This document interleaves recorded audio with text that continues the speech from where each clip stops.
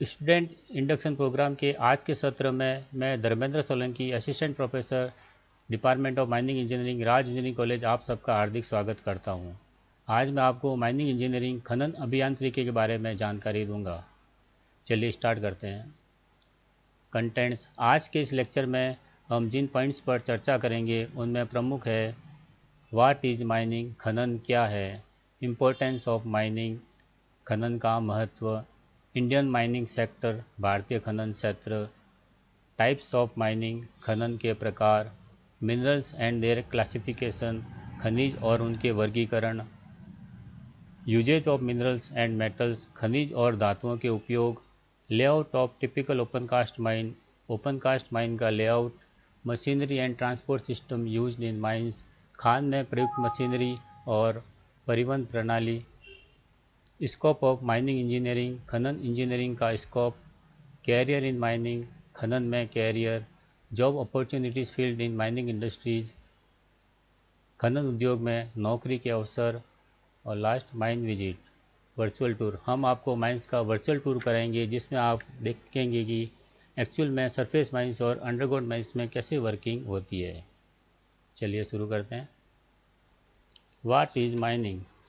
Mining is the process of excavating minerals, of excavating value, of economic values from the earth crust for benefit of mankind.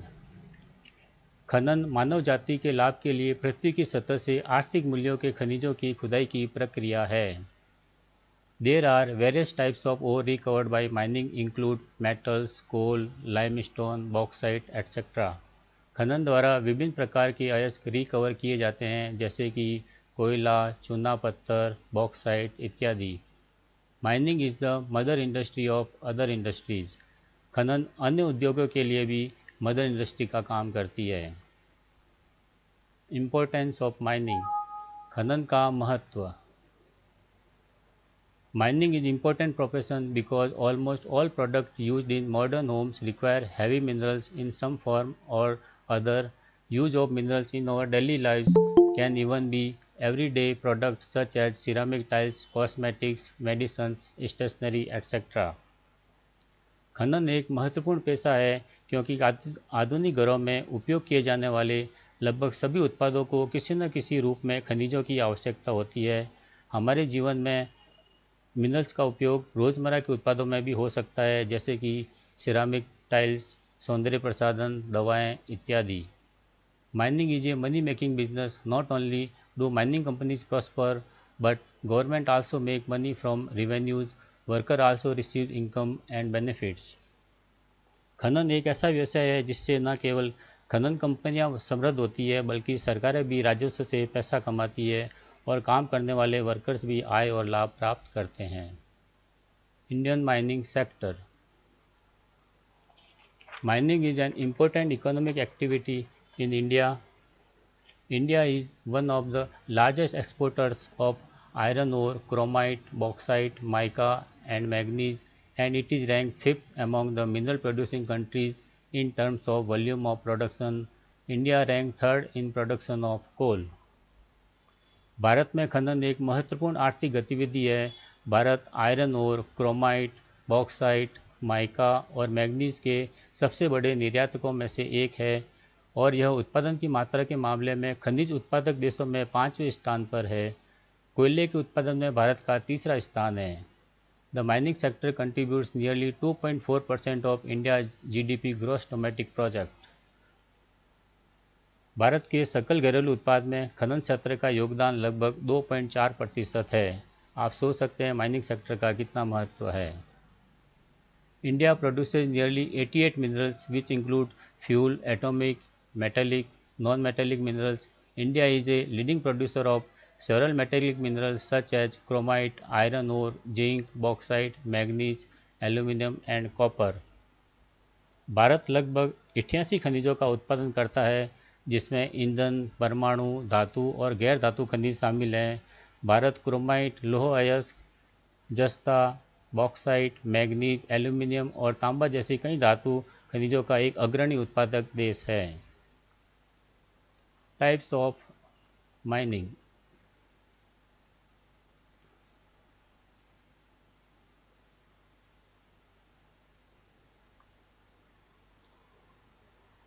There are two types of mining method. खनन करने के दो तरीके होते हैं। First surface mining, second underground mining.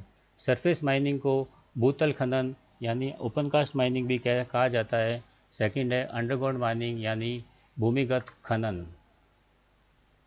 Open cast mining. Open cast mining refers to a method of extracting rock and minerals from the earth by their removal from an open pit।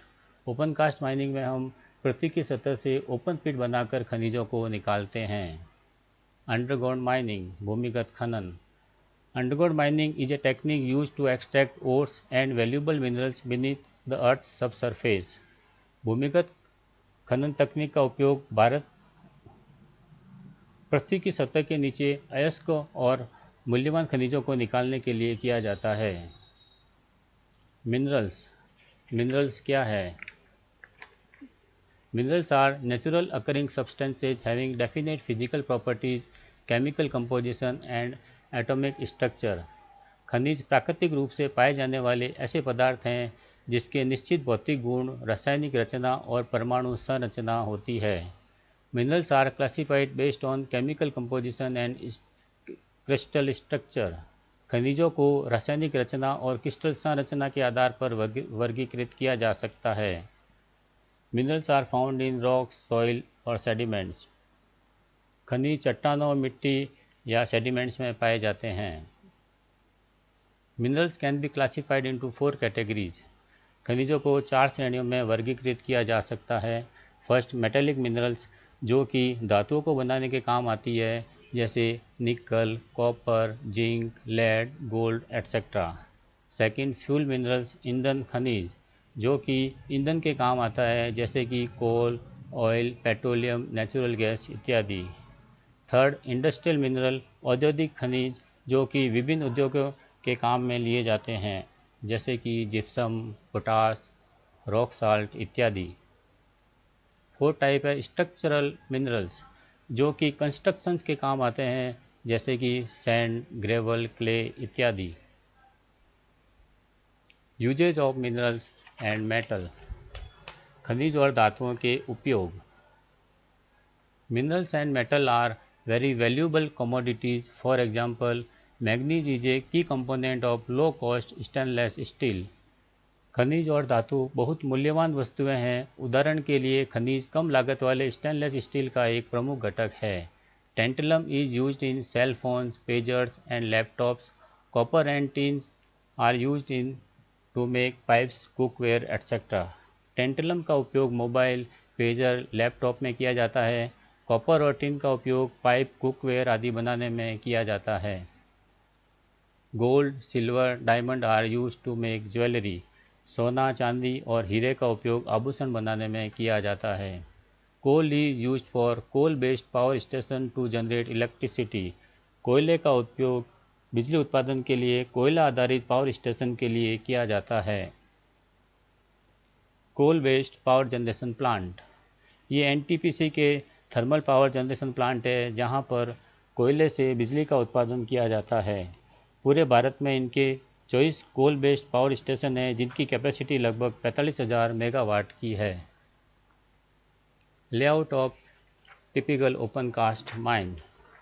ये एक open cast mine का layout है, जहाँ पे systematic benches बनाकर खनन का कार्य किया जा रहा है। हम यहाँ देख सकते हैं कि ड्रिल मशीन द्वारा ड्रिलिंग का कार्य किया जा रहा है। यहाँ पर ड्रिल होल्स में एक्सप्लोजिव चार्जिंग का कार्य किया जा रहा है। यहाँ पर शॉवेल के द्वारा डंपर में लोडिंग का कार्य किया जा रहा है। ये लोडेड डंपर स्टॉक पाइल की तरफ जा रहे हैं। ये खाली डंपर वापस शॉवेल की तरफ बढ़ने के लिए आ रहे हैं। ये सिस्टमेटिक बेंचेज बनी हुई है। ये हॉल रोड है। ये नॉन हॉल रोड बेंच है। ये माइंस के ऊपर रैम बना हुआ है और ये माइंस के बाहर डंप बना हुआ है। ये सारी वर्किंग हम लास्ट में एक वीडियो के माध्यम से भी देख सकेंगे, जिसमें आप अच्छे ढंग से समझ सकेंगे वर्किंग कैसे होती है। Different types of machinery and transport system used in mines. खनन में कौन कौन सी मशीनरी और ट्रांसपोर्ट सिस्टम का उपयोग होता है, अब उनका हम ओवरव्यू देखते हैं। Drill machine, shovel, dumper, drag line, surface miner, bucket wheel excavator, in pit crusher, spreader, belt conveyor system, rail transport system, tracks. Drill machine, ये drill rig machine open cast mining में drill hole करने के काम आती है। ये 100 mm से 400 mm के डाया को 15 से 20 मीटर डेप्थ तक कर सकते हैं। रॉक ब्रेकर, ये सरफेस माइन में बड़े बोल्डर्स को तोड़ने के काम आती है। शॉवेल, सरफेस माइन में शॉवेल कई प्रकार के होते हैं, जैसे कि इलेक्ट्रिकल शॉवेल, हाइड्रोलिक शॉवेल, रोप शॉवेल इत्यादि। ये फोटो एक प्रकार के रोप शॉवेल का है। इनकी कैपेसिटी 1.2 क्यूबिक मीटर से 42 क्यूबिक मीटर तक हो सकती है। डंपर, इनको हम हॉल ट्रक, डंपर या टिपर के नाम से भी जाना जाता है। ये सरफेस माइंस में 10 टन से लेकर 240 टन कैपेसिटी के हो सकते हैं। शॉवेल डंपर कॉम्बिनेशन, इस फोटो में रोप शॉवेल के द्वारा डंपर में लोडिंग का काम चल रहा है। ड्रैग लाइन, ये सरफेस माइंस में प्रयुक्त होने वाली HEMM यानी हैवी अर्थ मूविंग मशीनरी में से एक है। ये माइंस में एक ही जगह काम करते हुए ओवरबर्डन को एक स्थान से दूसरे स्थान तक ओवरकास्टिंग का काम कर सकती है। इनकी बकेट कैपेसिटी 5 क्यूबिक मीटर से 30 क्यूबिक मीटर तथा बूम लेंथ 100 मीटर तक हो सकती है। मोटर ग्रेडर, ये सरफेस माइंस में हॉल रोड को समतल करने के काम आती है। डोजर, ये सरफेस माइंस में लैंड क्लियरिंग ऑपरेशन के काम आती है। इनकी कैपेसिटी 100 HP से 850 HP तक हो सकती है। सरफेस माइनर, ये सरफेस माइंस में प्रयुक्त होने वाली लेटेस्ट टेक्नोलॉजी की मशीन है, जो कि बिना ड्रिलिंग ब्लास्टिंग किए मिनरल को क्रशिंग भी कर सकती है, जिससे काफ़ी समय की बचत होती है, जिससे मिनरल्स का लार्ज स्केल पर प्रोडक्शन किया जा सकता है। बकेट व्हील एक्सकेवेटर, ये सरफेस माइंस में प्रयुक्त होने वाली HEMM में से एक है। ये कंटिन्यूस डिगिंग मशीन है, जो कि हजारों टन ओवरबर्डन को एक दिन में हटा सकती है। बकेट व्हील एक्सकेवेटर, ये टेरेस कट करते हुए दिखाया गया है। बकेट व्हील एक्सकेवेटर से जो वर्किंग होती है वो टेरेस कट के थ्रू होती है, ये हम इस फोटो में देख सकते हैं। बेल्ट कन्वेयर, ये मिनरल को माइंस एरिया से हजारों मीटर दूर बंकर या स्टॉक यार्ड तक ट्रांसपोर्ट कर सकती है। इनकी रेंज 15 से 20 किलोमीटर तक हो सकती है। कंटिन्यूस माइनर, अब हम अंडरग्राउंड मशीनरी के बारे में देखते हैं।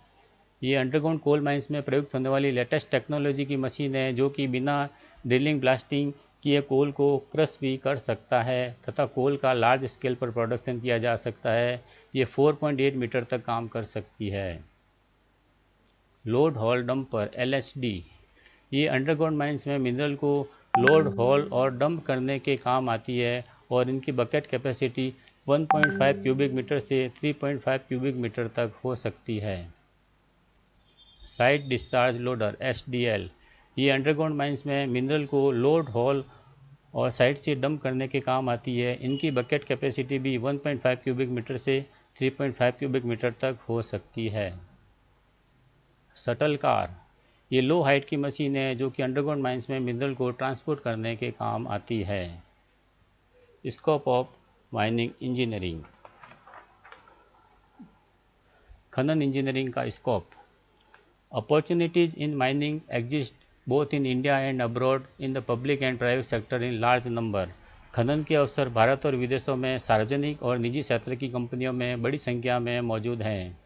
Diamond, iron ore, manganese, copper, bauxite, coal, petroleum, mineral oil, gold etcetera. In these mines required mining engineer.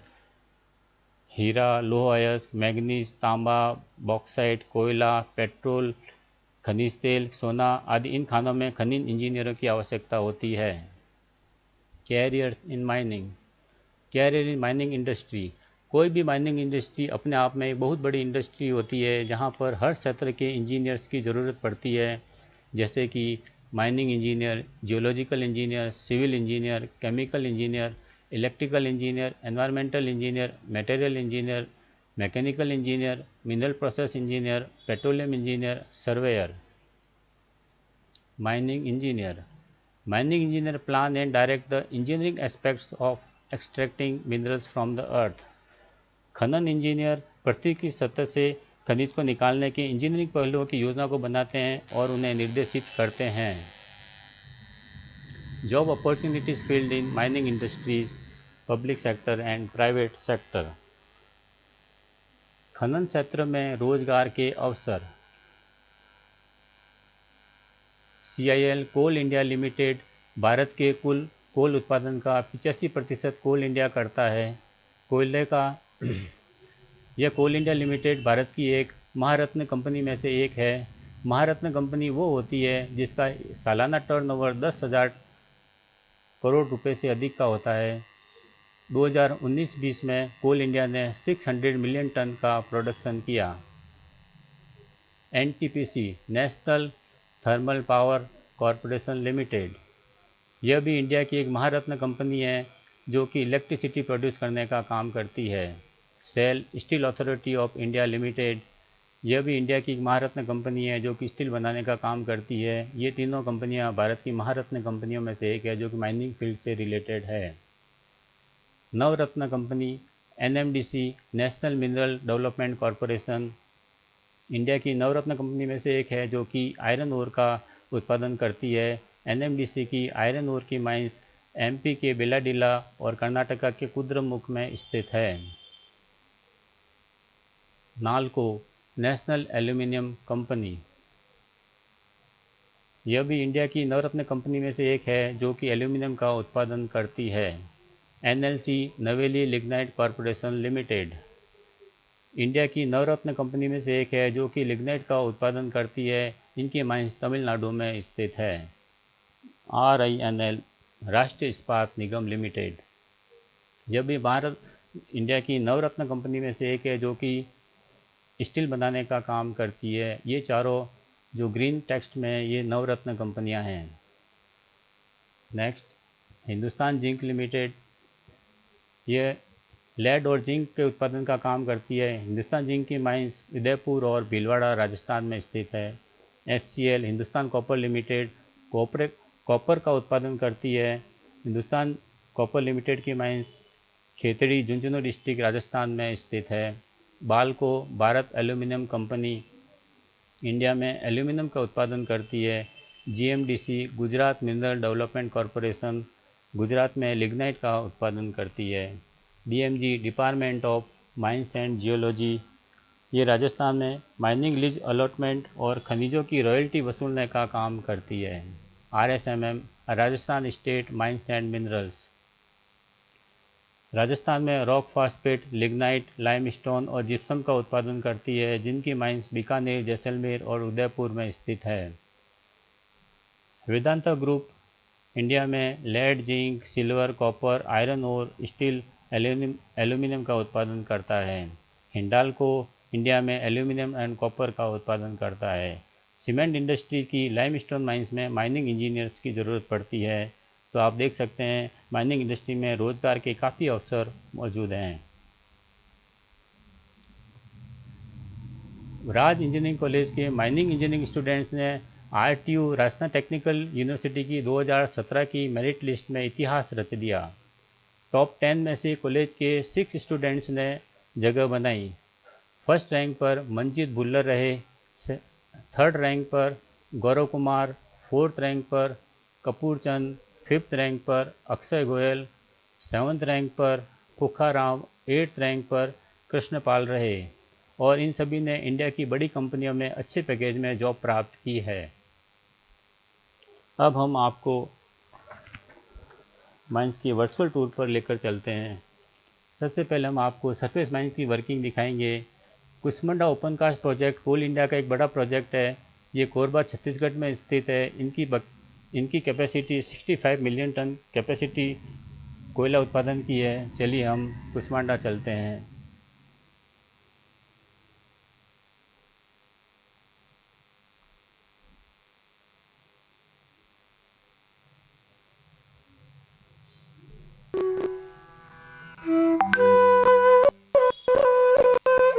खदान का एक खूबसूरत नज़ारा दिखाई देता हुआ, जिसमें ओबी फेस और कोयला फेस दोनों दिखाई दे रहा है। टॉप बेंच पे डिपार्टमेंटल ओबी का फर्स्ट बेंच दिखाई देता हुआ, इसके पश्चात सेकंड बेंच पर मुख्य रोड पर वाटर स्प्रिंकलर स्प्रिंकलिंग करता हुआ दिखाई दे रहा है। वाटर स्प्रिंकलर स्प्रिंकलिंग करने से उड़ने वाले डस्ट, डर्ट सब पूरी तरह से दब जाते हैं, जिससे वातावरण पर कोई प्रभाव नहीं पड़ता। खदान के अंदर स्थित यह कॉन्टेक्चुअल इनपुट डंपिंग, जो कि वर्तमान में बंद है, उसके नीचे हॉल पैक रोड, जिस पर हॉल पैक आता जाता स्पष्ट रूप से देखा जा सकता है। इस समय स्क्रीन पर ओबी फेस दिखाई दे रहा है। ओबी रिमूवल का कार्य शावेल के द्वारा किया जाता है। हमारे कुसमुंडा परियोजना में कुल 10 शावेल हैं, जिनमें मेरियन 10 क्यूबिक मीटर के 4 शावेल, P&H 10 क्यूबिक मीटर के 4 शावेल एवं HEC EKG 4.6 क्यूबिक मीटर के 2 शावेल हैं।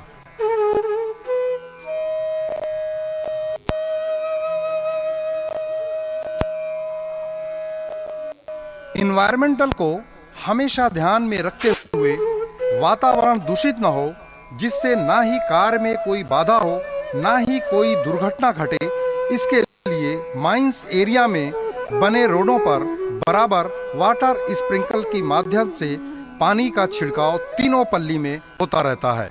इस समय 70 KL का वाटर स्प्रिंकलर रोड पर स्प्रिंकलिंग करता हुआ स्पष्ट रूप से देखा जा सकता है।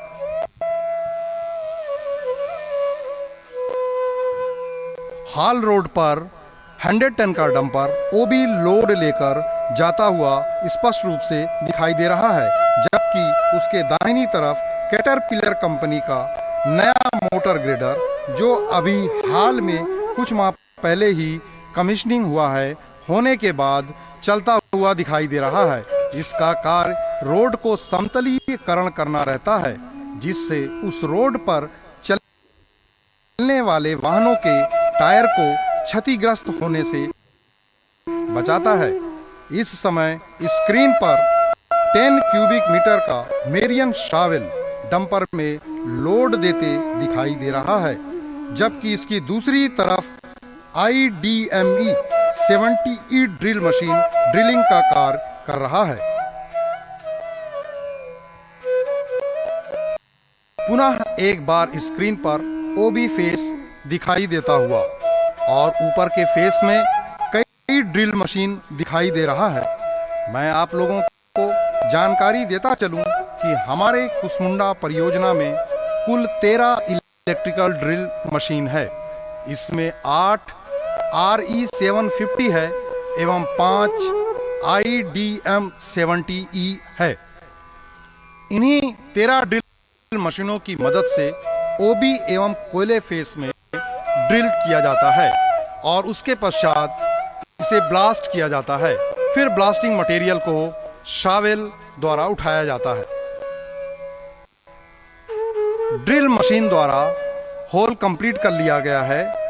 ड्रिल मशीन के पास धीरे धीरे ब्लास्टिंग वैन पहुंच रहा है। ब्लास्टिंग में लगने वाले एसेसरीज को इस वैन की मदद से ब्लास्टिंग फेस तक पहुंचाया जाता है। कुसमुंडा परियोजना में ब्लास्टिंग का कार्य बल्क एक्सप्लोजिव के द्वारा किया जाता है। इस समय खदान के अंदर कई बेंचेस एक साथ देखी जा सकती हैं। यह बेंचेस DGMS नॉर्म्स को ध्यान में रखकर बनाई जाती है। ओबी के पश्चात अब हम कोल बेंच की तरफ प्रवेश करते हैं, जहां हम देख सकते हैं कि कोयला परिवहन का कार्य प्राइवेट टिप्परों की मदद से किया जा रहा है। इन्हीं टिप्परों की मदद से कोयला लोड होकर रेलवे साइडिंग पर जाकर अनलोड होता है, जहां से पुनः वैगन में लोड होकर ट्रांसपोर्ट हो जाता है। यह सामने दिखता हुआ लुभावना एवं आकर्षक निर्माणाधीन CHP फेस 1 है। जो 20,000 टन कैपेसिटी का हाई मास्ट बंकर है, जिसमें 8 हापर हैं। इसमें एक साथ 8 ट्रक कोयला गिरा सकते हैं। यह डायरेक्ट माइन से TRH अर्थात ट्रक रिसीवर हॉपर में कोयला गिरेगा। यह कोयला हाई मास्ट बंकर में पहुंचेगा, जहां से डायरेक्ट कन्वेयर सिस्टम से CSEB के STP प्लांट पहुंच जाएगा। इस कन्वेयर बेल्ट की लंबाई लगभग 12 किलोमीटर है। इस प्लांट का कार्य निरंतर प्रगति पर है।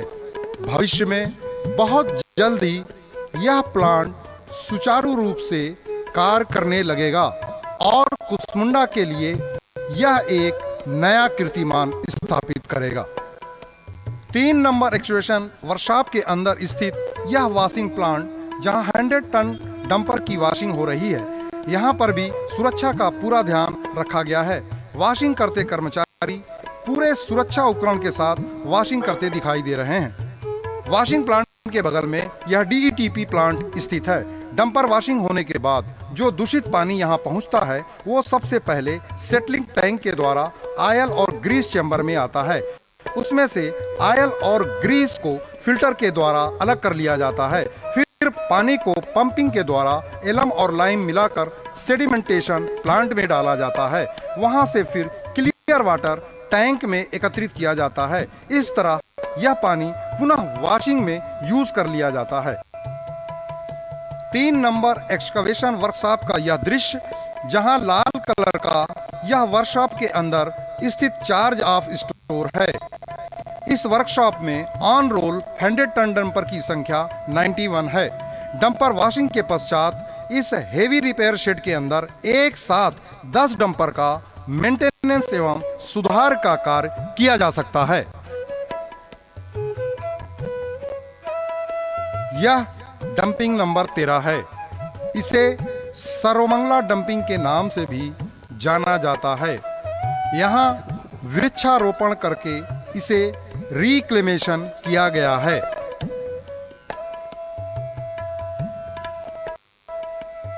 राइट्स के द्वारा यहाँ 11 पेयर रेल इंफ्रास्ट्रक्चर बिछाने का कार्य किया जा रहा है। अतः यह निर्माणाधीन कार्य है। उसी का प्रिपरेशन होते स्क्रीन पर दिखाई दे रहा है। यह निर्माणाधीन CHP का एक पार्ट है, जिस पर अभी कार्य चल रहा है, जिसमें भविष्य में रेलवे ट्रैक, सेलो इत्यादि आएगा।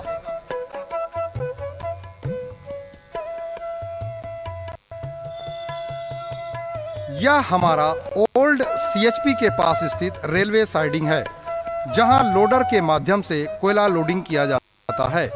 यहाँ रोड में डस्ट ना उड़े, अतः वाटर स्प्रिंकलिंग का विशेष ध्यान रखा जाता है।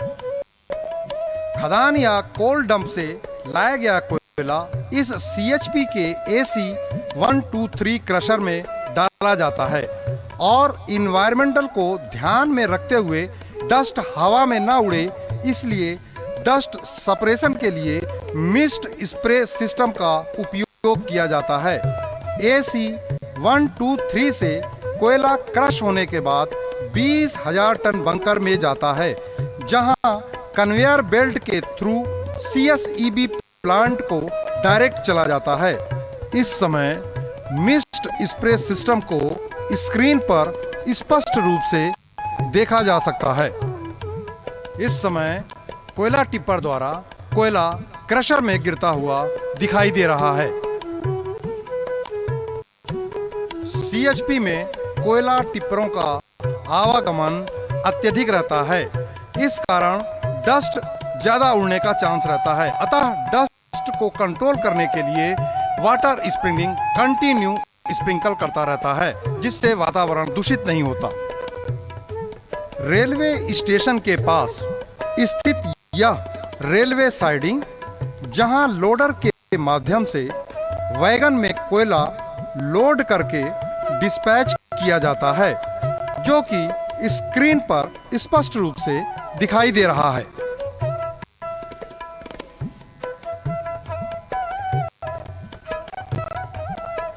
खदान के अंदर कोल फेस पर बने अस्थायी व्यू पॉइंट पर हमारे बीच deputy director generals of mine safety Shri BP Singh साहब का आगमन हो रहा है।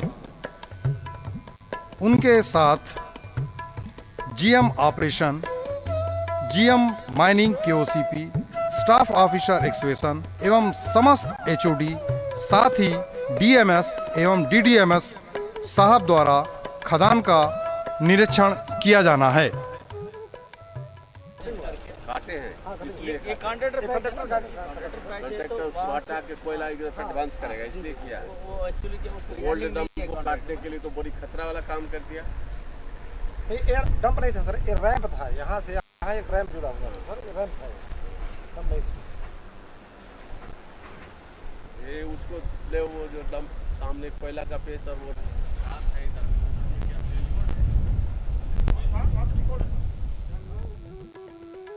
इस समय स्क्रीन पर सरफेस माइनर कोयला कटिंग का कार्य करते हुए दिखाई दे रहा है। सरफेस माइनर्स यूज करने से ड्रिलिंग, ब्लास्टिंग और क्रशिंग की आवश्यकता नहीं पड़ती और कोयला डायरेक्ट माइन से लोड होकर कस्टमर को डिस्पैच हो जाता है। अतः इसके उपयोग से ड्रिलिंग, ब्लास्टिंग और क्रशिंग में लगने वाले समय एवं वातावरण में होने वाले प्रदूषण दोनों से बचत होती है। अतः यह ओपन कास्ट माइंस में एक बहुत ही उपयोगी मशीन है।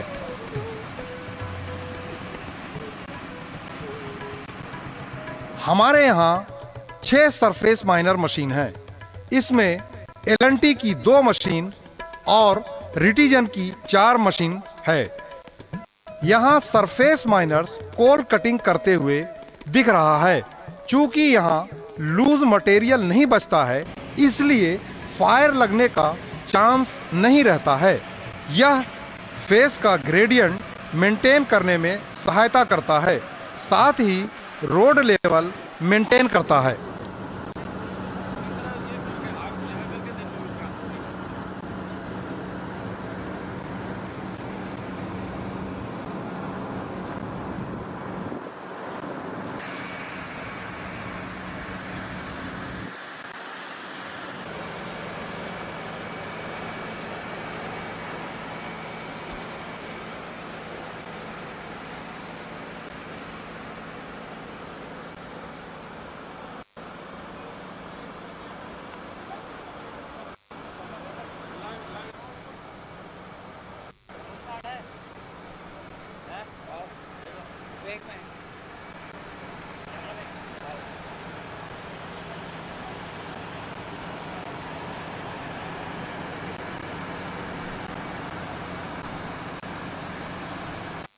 डस्ट जनरेट हो रहा है, इसमें नहीं हो रहा है, क्या फर्क है दोनों में?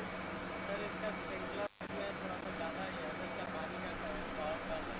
इधर इसका क्या हो गया? इसमें ज़्यादा जाम हो गया है, जाम हो गया स्प्रिंकलर। थोड़ा उसका प्रेशर, पानी नहीं गिर रहा है उसमें। एलएनटी का प्रेशर थोड़ा आरपीएम ज़्यादा है सर, इसका थोड़ा कम है, इसलिए कम है। अब दोनों एसी के बिना मत चलाओ, 7 मिनट हो गए, चालू करो उसको भी एसी चालू करो। दरवाजा खोल के क्यों चला रहा है? हाँ अरे नहीं चालू कराओ ना, उसका एसी पैसा मत लो ना, चेक कराओ।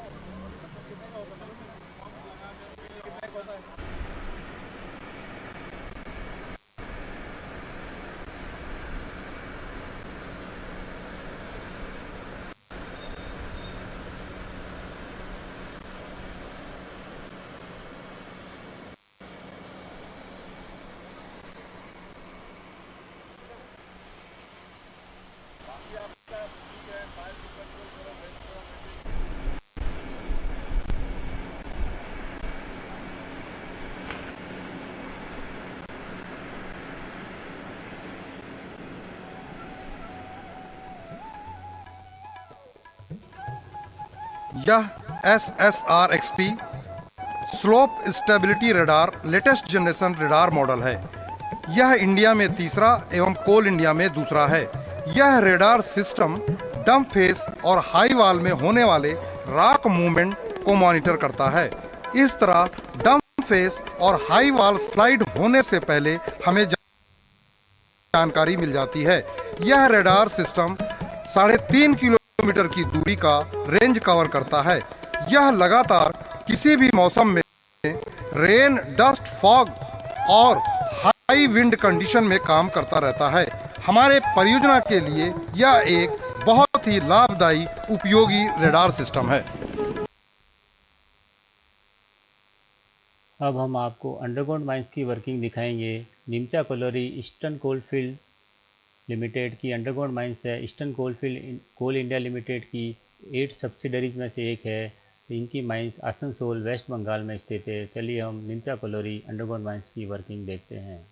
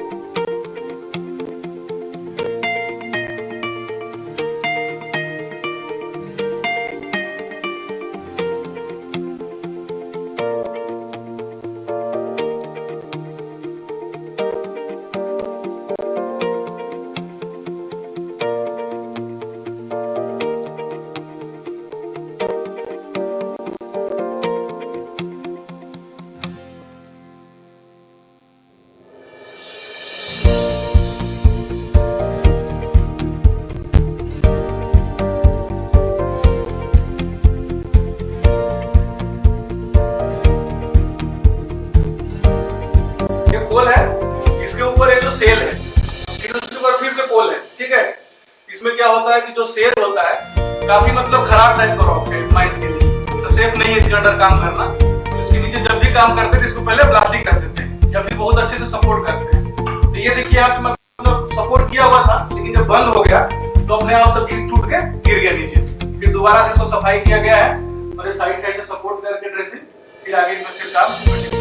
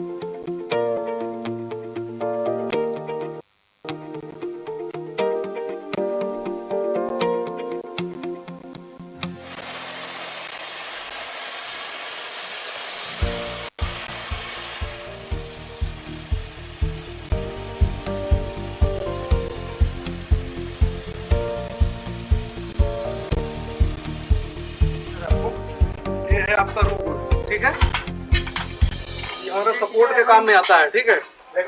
इसमें नीचे जो लगा हुआ है इसको बेयरिंग प्लेट बोलते हैं और ये इसका नट है।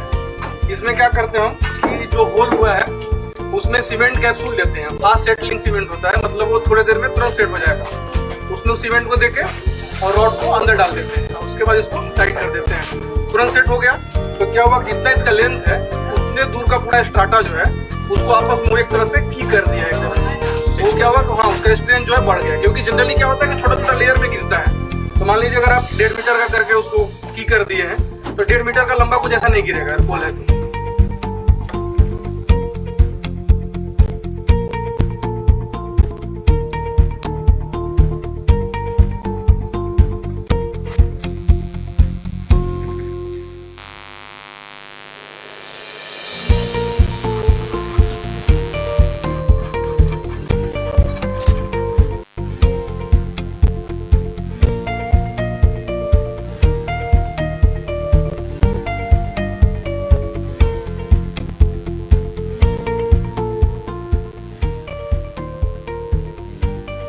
आपका ये है डिप्लेयरिंग पैनल।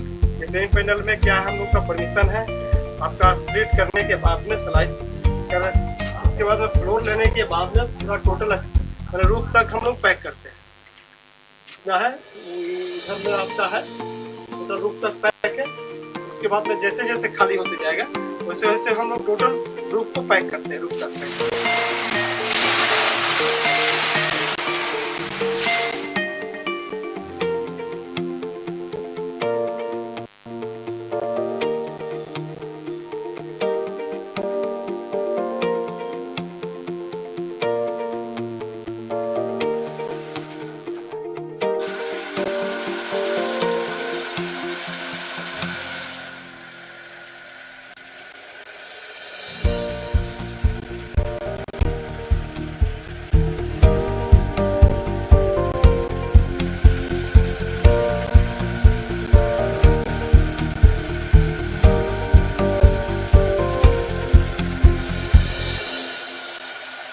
ये हम लोग का मतलब स्पेशल डीजीएमएस से परमिशन दे करके परमिटेड काइंड ऑफ कैप्सूल होता है। इसका बहुत सारा टाइप होता है, P3 होता है, P5 होता है।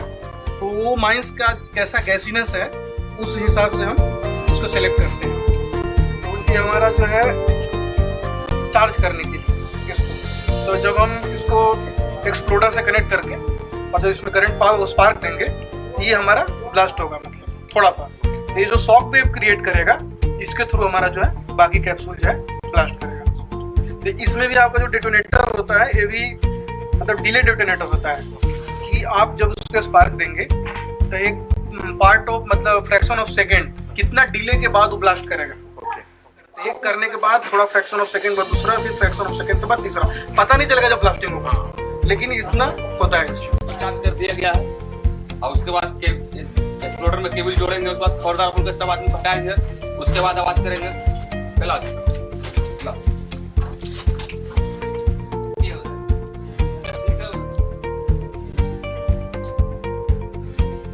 खबरदार है, खबरदार सॉलिड आवाज से खबरदार।